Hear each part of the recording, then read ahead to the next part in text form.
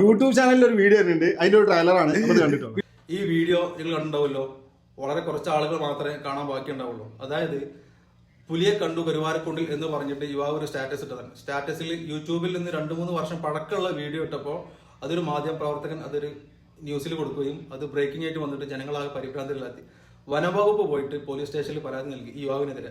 ജനങ്ങൾക്ക് തെറ്റായിട്ടുള്ള സന്ദേശം നൽകി എന്ന് പറഞ്ഞിട്ട് നമ്മുടെ നാട്ടിൽ ആർക്കും എന്തു വിളിച്ചു പറഞ്ഞാലും ബ്രേക്കിംഗ് ആയിട്ട് കൊടുക്കുന്ന മാധ്യമ പ്രവർത്തകരെതിരെ കേസ് എടുക്കണ്ടേ. കരുവാരക്കുണ്ടിൽ യുവാവ് പ്രചരിപ്പിച്ച കടുവയുടെ വീഡിയോ വ്യാജമാണ്. യുവാവിനെതിരെ കേസ്. പഴയ ദൃശ്യങ്ങൾ എഡിറ്റ് ചെയ്ത് പ്രചരിപ്പിച്ചതായി കണ്ടെത്തിയതിനെ തുടർന്ന് ജെറിൻ എന്ന യുവാവിനെതിരെ കരുവാരക്കുണ്ട് പോലീസിൽ വനം വകുപ്പ് പരാതി നൽകി. തെറ്റായ വിവരങ്ങൾ പ്രചരിപ്പിച്ച് ജനങ്ങളിൽ ഭീതി ഉണ്ടാക്കാൻ ശ്രമിച്ചു എന്നാണ് പരാതി. രാവിലെ പ്രചരിപ്പിച്ച വീഡിയോയിൽ കരുവാരക്കുണ്ട് ആർത്തല ചായ എസ്റ്റേറ്റ് സമയം ഒരു യുവാവ് കടുവയുടെ മുന്നിൽ അകപ്പെട്ടു എന്നായിരുന്നു പ്രചരണം. ഈ ദൃശ്യങ്ങൾ പ്രചരിപ്പിച്ചതോടെ വനംവകുപ്പ് പ്രദേശത്ത് അന്വേഷണം നടത്തി. എന്നാൽ സ്ഥലത്ത് കടുവ ഇറങ്ങിയതിനുള്ള തെളിവൊന്നും കണ്ടെത്താനായില്ല.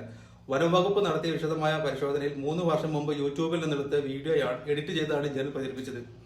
ജെറിൻ ആദ്യം കുറ്റം നിഷേധിച്ചുവെങ്കിലും ഉന്നത ഉദ്യോഗസ്ഥർ ചോദ്യം ചെയ്തപ്പോൾ നുണ സമ്മതിക്കുകയായിരുന്നു.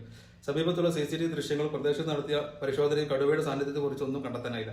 വനംവകുപ്പിന്റെ അന്വേഷണ റിപ്പോർട്ട് അനുസരിച്ച് വ്യാജ ദൃശ്യങ്ങൾ പ്രചരിപ്പിച്ചത് യുവാവിനെതിരെ നിയമ നടപടികൾ ആരംഭിച്ചിട്ടുണ്ട്. വനംവകുപ്പ് ജനങ്ങളെ തെറ്റിദ്ധരിപ്പിക്കുന്ന ഇത്തരം പ്രചരണങ്ങൾക്കെതിരെ കർശന നടപടി സ്വീകരിക്കുമെന്ന് അറിയിച്ചു.